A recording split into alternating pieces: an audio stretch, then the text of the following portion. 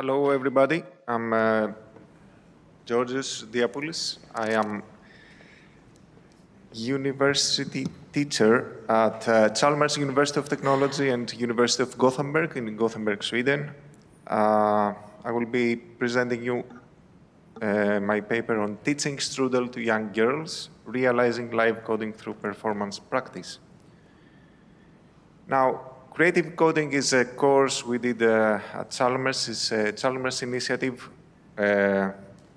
We call it Activities for School. The first run of the project was last year between March and June. It was a 10 weeks series of workshops. We had 16 girls, 10 to 15 years old, and we were 2 teachers, both PhD students, me and Kelsey Cotton, you're going to see later. One project leader, Yasmina Maric, who is the godmother of the project. Her research assistant, Lexmi Murani, master student, and 4 mentors, 2 PhD students, 2 university teachers. And with the first batch of the students, we did 2 concerts so far, one in June 2023 and one in November. Here we have a website, if you can see my creativecoding.sc, and the page at Chalmers, and this is the logo from last year. Now, as teaching material, we used, the main teaching tool was Strudel. I think you probably, many of you haven't seen Strudel, so I will do a quick demo, maybe.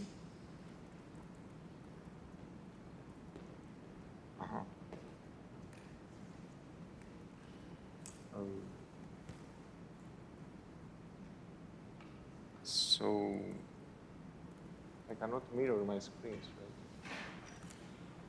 Well, in any case, this is Strudel, and you can play some sounds like that.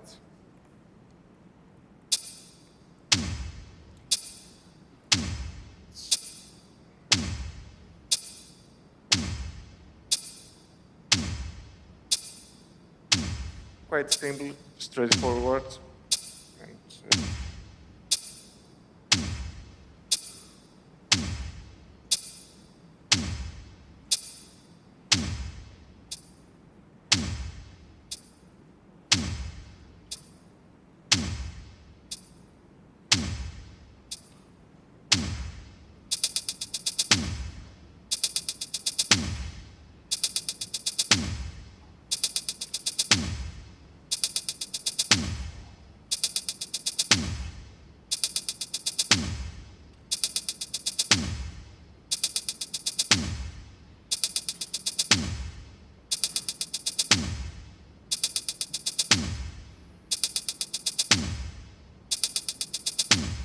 you can do some visuals, quite easy.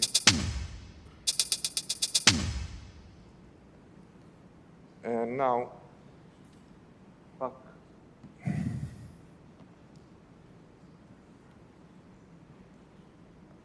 Yeah, so that's Strudel. Now, the creative coding had 3 pillars. The first pillar was to empower the girls so that they experience programming and they gain a knowledge of worth. Also, the girls had different cultural backgrounds. So one of the main points was to acquire social capital by meeting other girls from other parts of the city. So we had both from the city of Gothenburg and from the suburbs, and to meet mentors and have role models. And we opened the doors of a well-established university. Chalmers is one of the largest universities in Sweden. Now,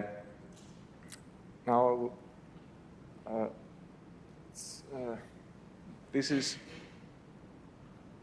from SVT. This is the national broadcaster in Sweden, and this is from the classroom. And you're going to see my colleague, Kelsey Cotton, the other teacher.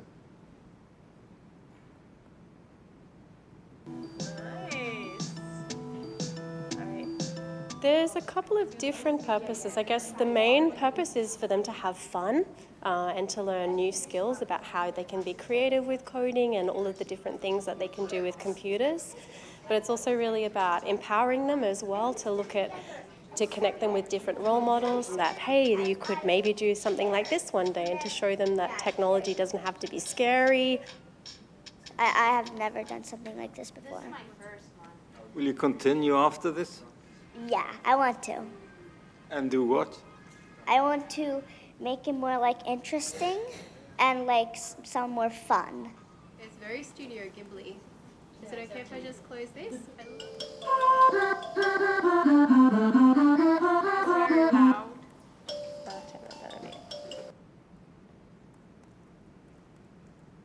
Okay. Yeah, so this is from a concert, and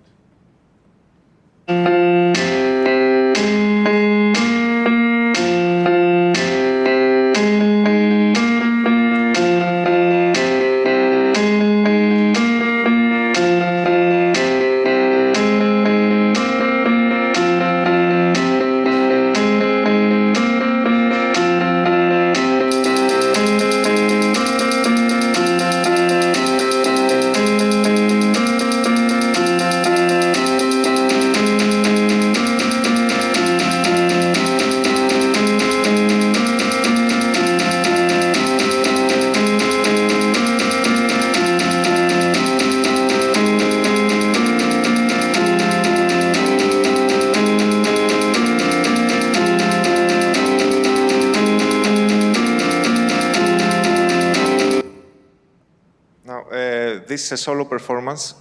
As you can see, there is an interesting indentation style I will be talking later. Now, the pedagogical approach was based on curiosity-driven learning. So the idea was to foster the intrinsic motivation of the girls.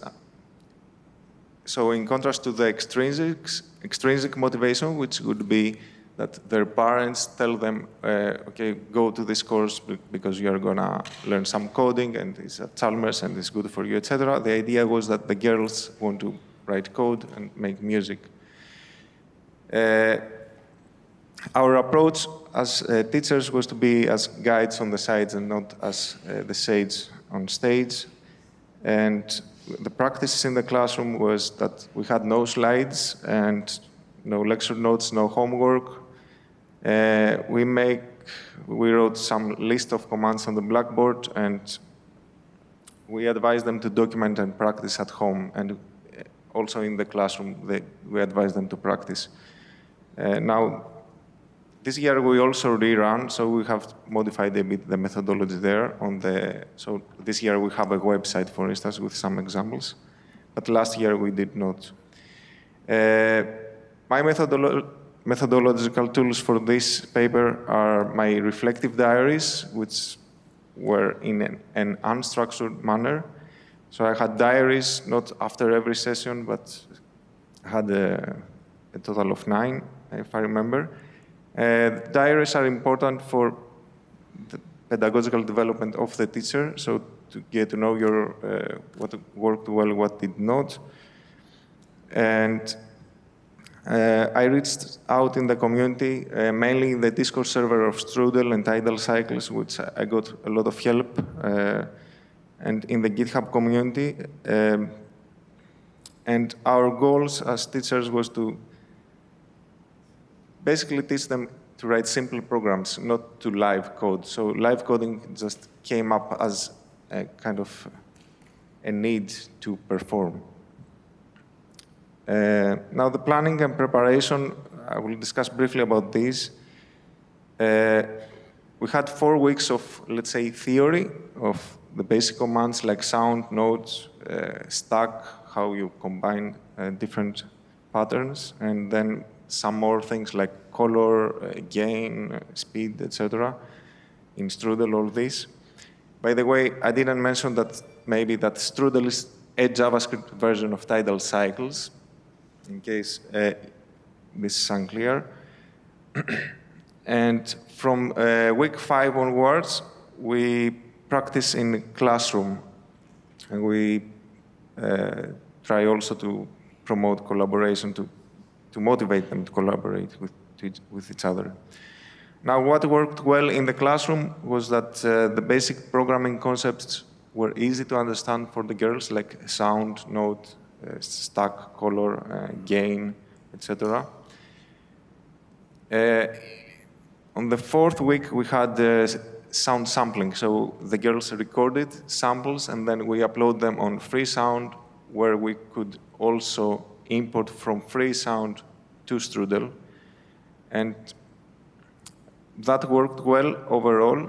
So they also used them in the concert, some sound samples from free sound. It also worked well, the ping pong game. It's kind of a game I found out from Alex McLean on the Discord. You basically exchange scripts. So in Strudel, if you go on the top right of the screen, you have a share button. So then you can share your script with another person. So let's say I'm writing a code, then I share with Eric, and then Eric does a variation and sends me back his variation, etc. So we ping-pong a script like that. And also the girls used a lot visualization. So Strudel has this superpower of event highlighting and the piano roll and color coding. I'll be talking later. What did not work well? Well, typing long text, if you are 10 years old, is not the easiest thing you can do.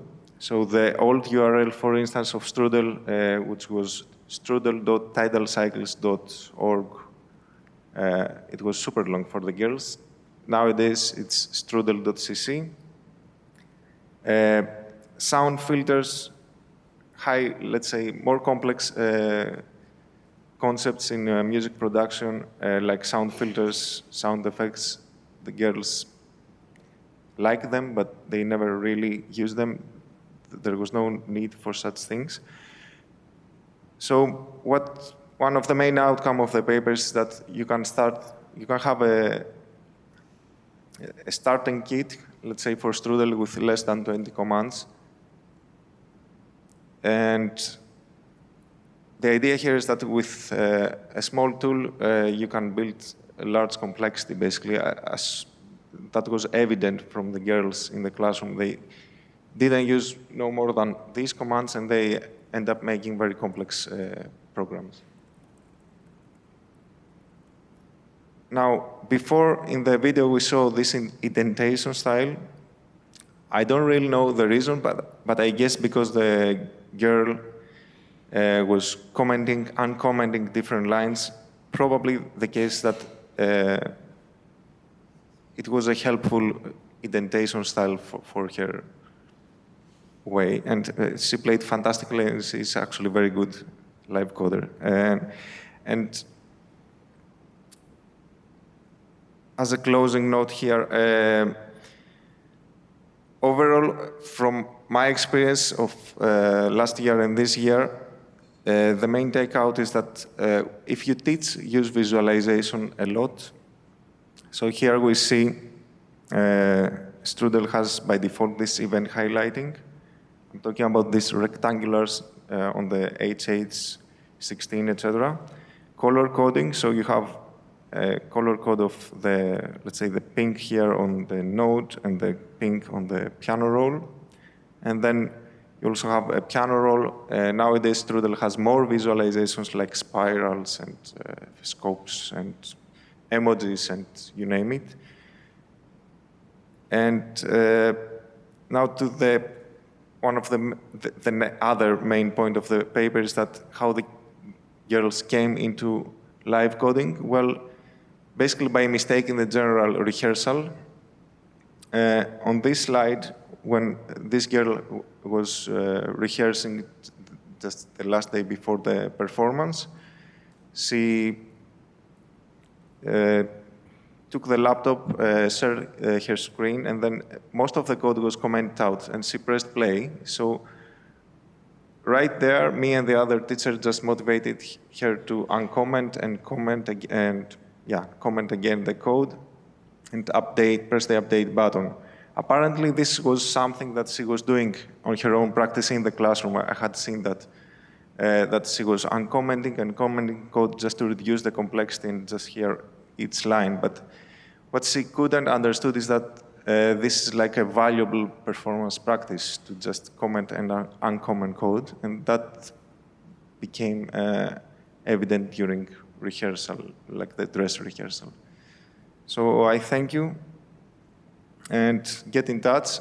I am a member of Top Lab Athens, where some musicians in Athens and other places, and I'm also looking for an academic job. If you have any advices, please get in touch.